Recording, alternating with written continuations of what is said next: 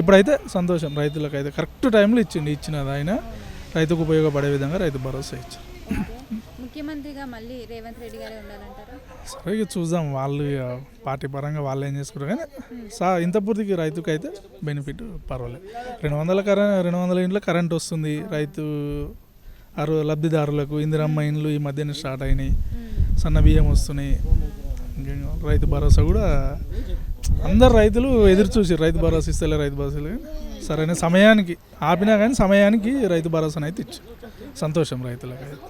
నా తరఫున రేవంత్ రెడ్డి కృతజ్ఞత రుణపడి ఉంటున్నాం. రైతుల తరఫున నేను థ్యాంక్స్ చెప్తున్నా.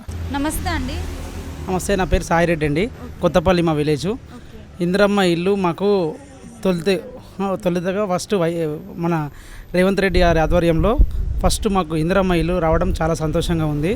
తర్వాత ఇంకొకటి ఏంటంటే మాకు రైతు బంధు ఒకటేసారి 2 విడతలుగా ఒకటేసారి మాకు డబ్బులు పడ్డాయి. మళ్ళీ ఇంకోటి రైతు రుణమాఫీ కూడా అయింది.